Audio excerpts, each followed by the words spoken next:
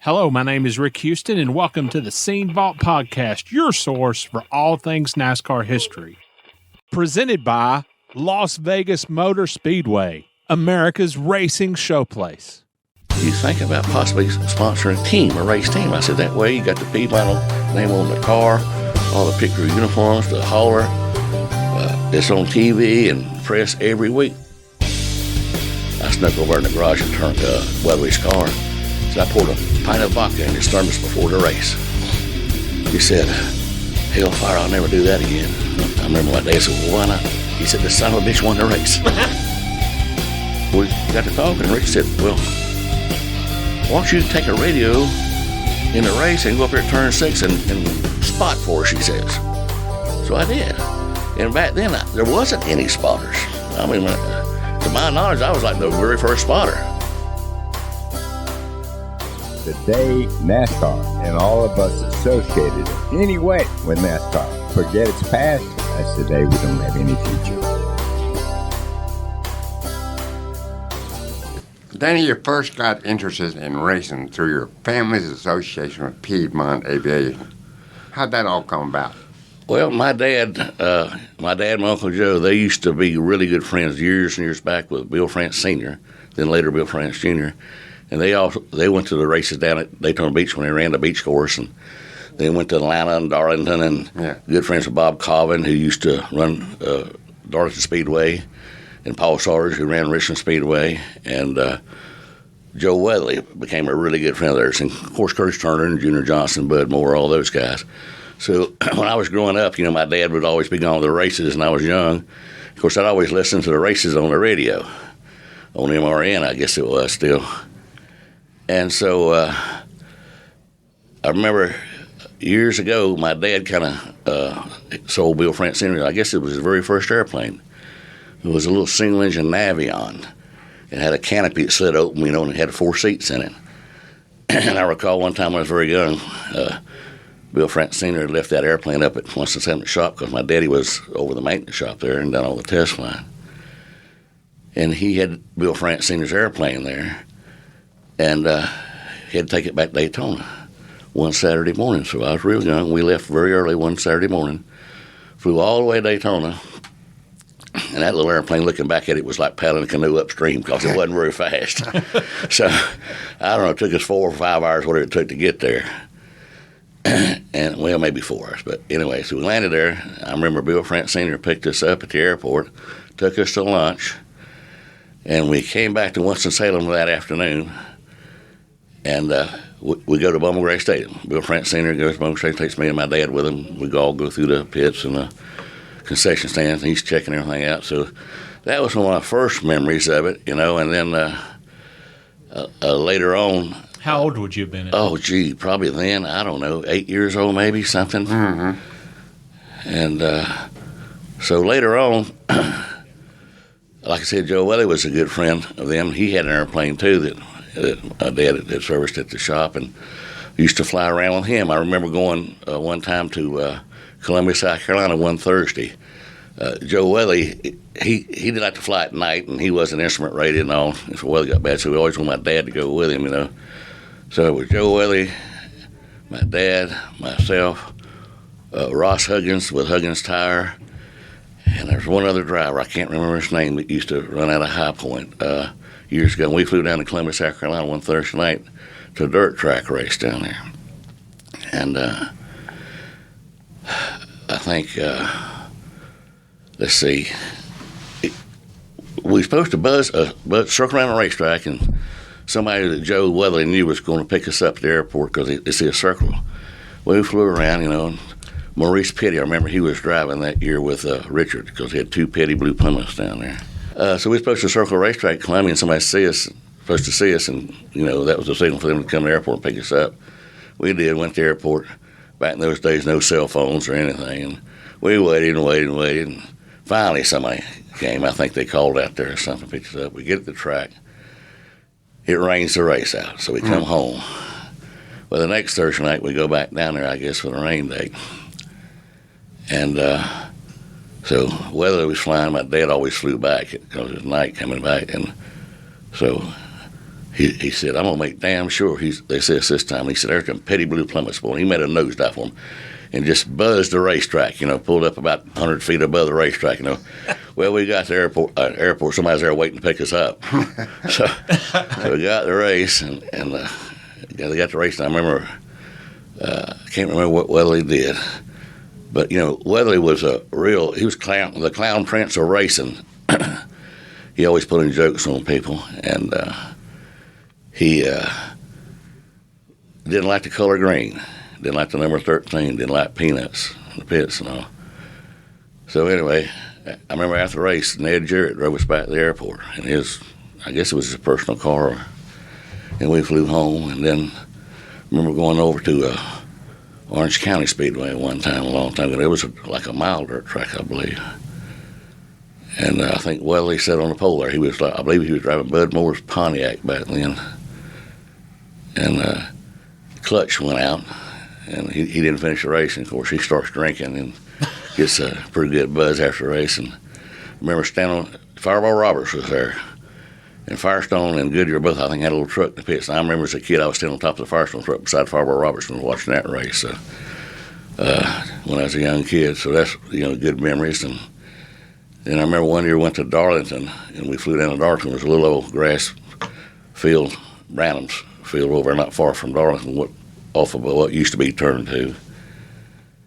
And I remember we went in that little grill there beside Pit Road. And you go in there, you could buy breakfast or hot dogs, and they sold beer at that time. I believe Falstaff was official beer in NASCAR. It was. And you could buy and I was too young to drink. I was still young, but I remember my Uncle Joe, he got like a 20-ounce styrofoam milkshake up with a draft beer in it, Falstaff, out there before the race. And we walked down Pit Road, and Paul Sawyers was standing there, and my dad and Uncle Joe started talking to Paul Sawyers, and Uncle Joe had that beer in his hand, sipping on it. And this is about the time, I guess, I'm guessing it's about the era, it's sometime in the 60s when they started taking these thermos jugs, like people used to have take on picnics, put iced tea or something. Yeah. And they started putting them in the cars, and strapping them down, putting ice water in it, and put a tube and tape it to the driver's shoulder harness so he could have something to drink and hydrate during the race. Well, Joe Weatherly, he always put orange juice in his. He never put water in it. So we're standing there talking, or they are, and I'm just listening. And Curtis Turner comes walking down Pit Road, and he's got his cowboy hat on and his sunglasses and his uniform. And he knows my dad and Uncle Joe and Paul Sawyers are good, and he starts talking to him. He looks at Uncle Joe, and this is, 30 minutes before the race. So, yeah, we're standing on Pit Road there, and Paul Sawyers, my dad, and Uncle Joe's talking, and Uncle Joe has that 20-ounce cup of beer, and Turner comes walking down Pit Road there, and has his uniform on, his sunglasses, and his cowboy hat, and it's about 30 minutes or something before the race gets ready to start. He stops and starts talking to all of them. And he looks at my Uncle Joe and says, "Joe, what do you got in that cup?" Uncle Joe says, "Beer." Turner looks around and says, "Well, let me see it."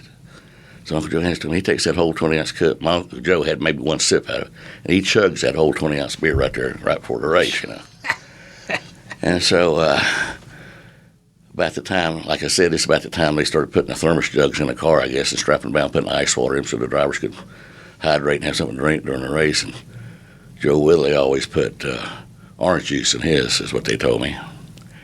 And Turner was talking, I'll never forget, he said, the other week we was down in so-and-so racing last Wednesday night or Thursday night or whatever night it was. He says, I snuck over in the garage at Weatherly's car. He said, I poured a pint of vodka in his thermos before the race. He said, hellfire, I'll never do that again. I remember my dad said, well, why not? He said, the son of a bitch won the race. so remember that quite fondly and all. And so a lot of good memories back then. And so my dad and Uncle Joe was, friends with, like I said, the Francis. And I remember one winter my dad got sick and got pneumonia. And the doctor told him, said, well, you need to go down south Florida somewhere where it's warm and just take a vacation and try to recuperate. And Bill France Sr. heard about that. He sent his airplane back up there and picked our family up and put us up in the hotel down there for a week or so, 10 days, whatever it was, way back then. And I remember going to his house, Bill France Sr. and Annie, his wife, and having dinner there. And then later on, my grandparents, they bought a winter home in Daytona. And so they go down in the winter, and I remember one Thanksgiving, our whole family was going to Thanksgiving down at my grandparents' house in Daytona.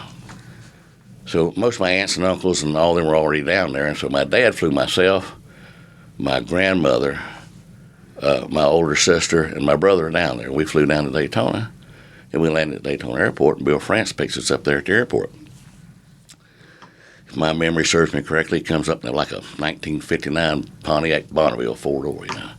So he's driving, I hop in, I'm in the middle beside him, my dad's riding shotgun, my grandmother's in the back seat with my sister and my brother. So we leave the airport, and we drive up to Daytona Speedway, and I'm still really young then, and first time I'd seen Daytona Speedway. And we come through that tunnel there, and I'm just amazed, here's this massive speedway and all these bank turns and all. He rides us through the infield there, and tells us, well, this is Lake Lloyd here. It's a 40-acre lake, and the reason it's here, that's where we dug the dirt out to bank the turns, but we're going to have boat races and water skiing tournaments and all that here, and this is a road course, and we're going to have sports car races and motorcycle races, and he rides us around that. He takes us through the paddock and garage area and tells us about the garage and pit area and all. And all of a sudden he goes down pit road and he nails that old Pontiac, and there's 6 of us in there. And we're hauling ass down pit road, boy. And we hit the banks in that Pontiac. And boy, I'm loving it. I'm just a kid, just all thrilled to death. And we make 4 or 5 laps around there at 110 or 20 mile an hour, whatever that thing would run back then with 6 of us in there.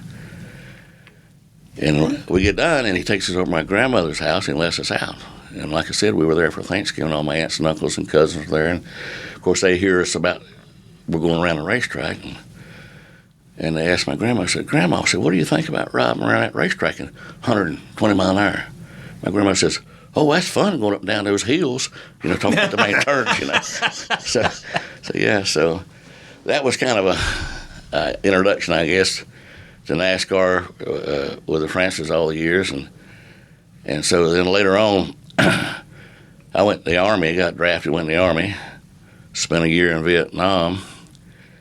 And while I was over there, I remember one year Sports Illustrated did a story about Daytona one year. And it had a picture of my dad flying over the speedway and the beach in a Beechcraft Bonanza back then. And they had it with like the center cover of the Sports Illustrated. And so while I was there, I knew that John Dotson, who was a good friend, and Barry was a good friend. They were working at Petty's at the time. And I think Tim Brewer, I knew Tim, and he'd working, I think, at Childers probably at the time. Well, speaking of all that, you were classmates with T. Wayne Robertson, correct? Yes. Yeah. T. Wayne Robertson and I were in the 7th grade together, so we were friends from way back. And so anyway, when I was in Vietnam, though, Winston had just started sponsoring NASCAR, too. So I wrote Richard Petty a letter, said, hey, I'm Danny Culler, and I live in Winston-Salem, and I'm getting out of the Army in June. Boy, I sure like to go to work for you, And he wrote me a letter back, believe it or not. It didn't have any openings at that time. So, and Winston got in. So, and when Winston first started in 1971 sponsoring the NASCAR series, Ralph Seagraves was the head and T. Wayne was the second man. And there was the only 2 there at that time. And T. Wayne was, I think, driving a dually or something, pulling a show car around, all racetracks and dealerships and stuff like that. So I get with T. Wayne, and I tell T. Wayne, I said, man, I'd love to do that. I'd like to get involved. I'd love to do that. So get me an interview with Ralph. And he did. And so Ralph, at that time, I think Ralph's office was on the 12th floor of the R.J. Reynolds building, downtown Winston-Salem. And so I'd never met Ralph at that time, but I knew T. Wayne. And I knew T. Wayne's dad, Joyce Spees. So, Spees Robertson. So he gets me an interview, and so I show up down to the Reynolds building. I go up there, and, I'm dressed up and all. Never met Ralph, and I go in his office, and he's kind of a tall, stomp man in a 3-piece suit. And, when you're young and you see him, a little intimidating to you, and he's sitting behind this big old huge mahogany desk and all, and he interviews me, and we talk, and I tell him how much I'd really like to do that. And so the interview goes pretty well, and he walks me to the door and shakes my hand. And he asked me, he says, now you are single, aren't you? I said, no, I'm married. But he said, why? He said, gee, he said, well, that's one of the requirements of this job. You got to be single because you're gone so much. You're on the road so much. You know, you can't do that today, but back then they did. So I didn't get the job for that reason. And, you know, things have a way of working themselves out, so. Now, were you already a pilot when you went to Vietnam? No, I was not. Okay. I was not a pilot. Now, what did you do in Vietnam? I was in the 69th Engineering Battalion, and we were down south in the Mekong Delta, and we built bridges and roads, and we worked on runways at airstrips and field stuff like that. So that's what we did. And so that was basically my duty in Vietnam. But when I got out and come back, I got a job at Piedmont Aviation Airport on the line crew. I was tugging airplanes in and out of the hangars. I was fueling airplanes. And when Bill France come into town, you know, I had to fuel their airplane. You know, he always tipped me like $20 and stuff. And, you know, that's a lot of money back then for some young kid. And so I used my GI Bill to help get my pilot's license. And so I got my pilot's license or my private, and then I got my commercial, my multi-engine instrument, and all that. And I got hired. I got up in Alabama, Virginia, flying corporate for a company called Leggett Stores. Leggett says actually they were related to the Belt stores. Right. And basically, Virginia North was a lot of Leggett stores, and North Carolina South was Belt stores, and there were a few Belk Leggett stores. So I flew for them for 5 years to get time and experience, you know, to do it. And well, how did you get into racing once you got back to the States and started getting your license? How did that happen? Well, after I got back in and got my license and started flying and all, Tom Davis was the founder of Piedmont. And my dad was one of the first 12 original employees that Tom Davis hired at Piedmont. My dad worked there 46 years, and my uncle worked there like 30-some years, and I worked there 30-some years. My brother started in chart department and became an airline pilot, and then my sister worked in reservation. So my family had 140-some years of service at Piedmont. So when Tom Davis retired, or was getting ready to retire, he hired Bill Howard to become his president of Piedmont. And I used to fly Tom Davis around. I used to fly Bill Howard around, all the guys in the marketing department and everything. And Bill Howard was a car enthusiast. And I flew him around, and he knew I attended some NASCAR racing also. I took him to a few races and flew him. And I flew him to Talladega one time.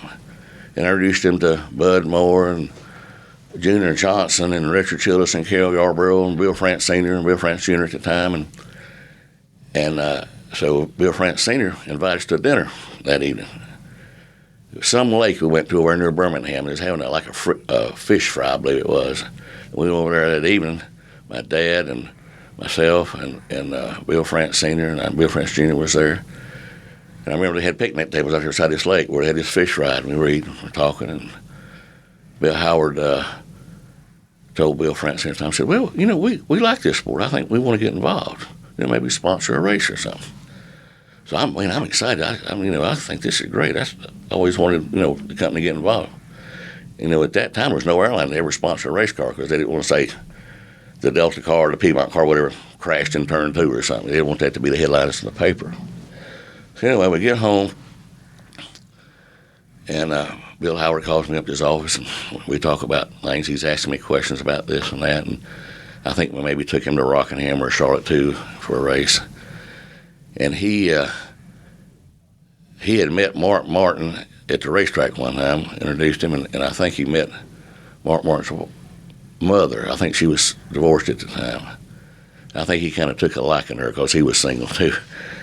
So we were talking about it one day, and I told him, I said, well, Mr. Howard, I said, you know, you sponsor a race, that'd be great. I said, but, you know, you get the press coverage and the TV coverage that week of the race. And I said, then it's gone. I said, did you think about possibly sponsoring a team, a race team? I said, that way you got the Piedmont name on the car, all the pit crew uniforms, the hauler. It's on TV and press every week from, you know, February through November. He said, well, I didn't actually consider that, but that's a good idea. And then, like I said, he really liked Mark Martin, and Mark Martin's a great guy, a good race car driver. But I told him I knew Richard Childress from way back. I used to go over to his shop and see him a little bit back in the day. And I told him, I said, Mr. Howard, you ought to consider maybe Richard Childress Racing. I said, a local hometown NASCAR owner, up-and-coming NASCAR owner, and Piedmont's a local hometown up-and-coming airline. I said, would that not maybe make a little sense? He said, well, I didn't think about that. That is a pretty good idea. He says, why don't you call Richard Childress, have him call me? So I did, so I called Richard, And I tell him, I said, well, this is his private line number. He wants to talk to you. He's considering, sponsoring. And that time, Texaco was looking to get in the racing also. So I think Richard was looking at Texaco and Piedmont. And I was just so concerned that Richard might take Texaco over Piedmont. I just want Richard to take the Piedmont deal because, right there in hometown, And so I knew Ralph Seagraves real well after that, and T. Wayne and Junior. So I was on the phone every day calling Ralph and Junior. I said, hey, guys, help me convince Richard to take the Piedmont deal over the Texaco deal. And, and Richard, to this day, even when I interview him, he talks about, well, Ralph Seagraves put that Piedmont deal together. Well, Ralph helped, but, but he don't know that I was on the phone talking to Ralph and Junior every day, trying to do it. So we got that deal put together, and that was in 81. And so get Ricky Rudd to drive the car. And now, you were trying to get Piedmont into the sport as a team sponsor. Yes.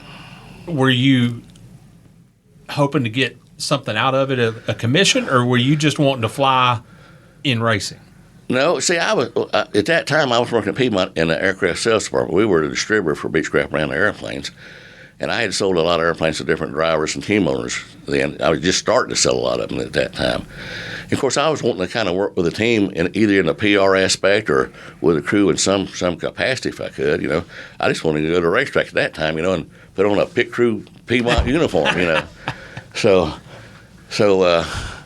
we got that deal put together, and we're running Pontiacs that year, and Ricky and I became good friends, and we still stay in contact today.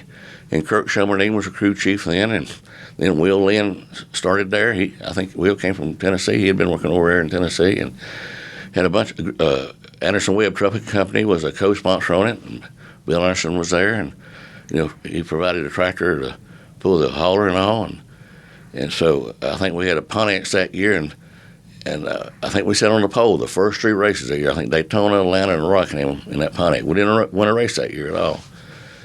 And so my next door neighbor was a guy named Harold Sprinkle, and he's deceased now, and he and I were good friends.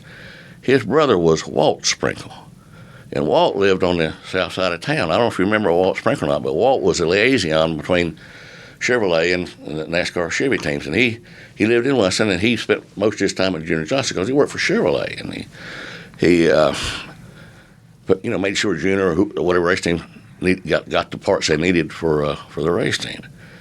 And so I met Walt through my neighbor Harold, and I was over at Walt's house one night, and Walt asked me, he said, why is Richard not on a Chevrolet, driving a Chevrolet? I said, well, I don't know, Walt. He used to run Oldsmobile, and now he's running Pontiacs. I don't know. He said, we need to get him on the Chevrolet deal. And I said, well, yeah, I think he ought to do that. And he said, well, I've never met Richard. He said, I'd like to introduce you to him, get me to introduce to him. So I did. So I think the next week, Walt was at the racetrack and I introduced him. And the next year, we went to Chevrolet. And, I'm sure that would eventually happen anyway, but I like to think maybe I had a little bit with Richard getting on the Chevrolet deal, So I remember they built that first Chevrolet Monte Carlo, and part of the job I had at the race shop at that time, I'd leave my office every afternoon. I'd go to the race shop every afternoon. I'd decal the cars before every race. I mean, I put the number 3 on it, the Piedmont on it, all the contingency decals, everything. And I was doing it by myself, and it took a little while to do that. And Richard comes and says, you get that car ready, so I did. It wasn't wrapped? No, it wasn't wrapped back then. No, not then. They painted the car white, and I think they painted the silver stripe and everything else. The numbers and the logos, everything was a decal on there. Yeah. And so I did that. So when we went to Chevrolet in 83, my second cousin, Marty Butner, he worked at Piedmont too, and he kind of helped on weekends on the pit crew too and all. So we got that car built before we ever went to Daytona, and they had a big car show over in Greensboro at the Greensboro Coliseum. So I asked Richard if we could take that car over and put it in that car show. He said, sure. So me and Marty go over and put it on the trailer. And we hauled it over to Greensboro at the car show where first Chevrolet, number 3, Ricky Rudd, Piedmont Airline, NASCAR, Winston Cup car. We put it in the show there, and David Hasselhoff was there. He was like the grand marshal of the show. Remember meeting him there. And we were standing, we had this car inside the Coliseum showing it, and they had everybody's tickets. You could vote for best of show or like that. So I was telling everybody, hey, man, vote for us, vote for us. So at the end of the show, we win best of show, and we get a trophy about 3 foot tall. So I got Richard as the very, very first place trophy at that car show. I don't know if he still has it or not. So we take the car back, and give that trophy to Richard, and I don't know what he ever did with it. But okay, so let's do inventory here. You helped get Richard Piedmont. Yes. You helped get Richard Chevrolet. Yes. You got him his first place trophy. I mean, yeah. What kind of bonus did you get out of it? Well, nothing back then. Nothing. An attaboy, maybe. But nothing back then. I mean, I was just thrilled and happy to be involved in the sport, Yeah. But let me back up to 82 again. We went to Riverside in June of 82, the old road course out there. And me and Richard and Ricky was standing there, and cars were coming up through the S's, and we were watching them as running off the track, a lot of them, and throwing dirt on the track. Of course, the next cars that come through, it made the track a little slick. He said, boy, that ain't good. What can we, what do we do about that? So we got to talking, and Richard said, well, why don't you take a radio in the race and go up here at turn 6 and spot for us, he says. So I did. And back then, there wasn't any spotters. I mean, to my knowledge, I was like the very first spotter. And so it worked pretty well there, so we started doing other tracks, And now, it's mandatory, and every team has to have a spotter because the car can't even get on the track without a spotter. So I remember we'd go to different tracks, and you had to find a good high perch somewhere where I could see good. I'd go up the top of the grandstand somewhere or wherever I could go. I remember one time at Charlotte, before they remodeled the garage there, back behind the garage, they had a scoring pylon back there behind the Cup car garage. And one May for the World 600, it was like 90 degrees. I crawled up inside that thing. There was a ladder at the very top. Up there, and I had my Piedmont uniform on, my Piedmont hat, blowing my radio. And I go on the very top of that scoring pylon. And like I said, it was hot. It was hotter than hell, about 90 degrees for the World 600. You know how long that race is. And I spotted from that pylon up there, And I'm sure Bill Gasway or whoever was the head of NASCAR at the time was up there probably looking at me and saying, who's that fool? But nobody said anything. And I said, but that was a long day. I think they still had the rocks up there in the infield in turn 1 and 2. They hadn't graded all those down at the time, so you couldn't see above them unless you got up high. So I spotted from a lot of different places, So that's how I started spotting. So you stood there for, 4 or 5 hours? Oh, God, yeah. Turning in circles. Just turning in circles in my head. In 90 degree. Did you have some kind of cooler with you? I didn't have a cooler. I didn't have a bottle of water, nothing. I remember I got off that tower, and I was sunburned where I was, my neck and face and everything. But, boy, that was a long, hot day. But, yeah. I mean, today you couldn't do that. They wouldn't even let you do it today, but back then, but we did. So I did have started spotting it, so I felt like I was kind of had a purpose at that time. Now, were you spotting, how long did it take for you to spot every race? When you first started out, was it just a pick and choose track? At first it was. Okay. It was, and most road courses are the bigger tracks, and then it started working good, and then we started doing it at other tracks. And then I remember later on, I flew the team to the track a lot, because we had access to King Airs and airplanes and all. And so later on, when other teams started doing it, the pilots that flew the other teams were there. So the pilots for the other teams became spotters for a lot of the other teams because they knew how to talk on a radio and all that and knew the terminology. So most of the spotters back that days were team pilots. Well, that was actually going to be my next question. As a pilot, you were used to looking at the landscape from 10, 20,000 feet, the big picture, so to speak. Was there any correlation between that and spotting for a driver on the racetrack because you could see the big picture like that? Well, maybe a little. Okay. You know, maybe a little. I mean, yeah, when you're in an airplane, especially on a good VFR day, you're always looking for other traffic too. You know, so yeah. So I always described it. A lot of people ask me a lot of times, "What's it like spotting?" My answer would be, "Well, it's kind of like being an air traffic controller for a race car driver." So yeah, there was a little resemblance there.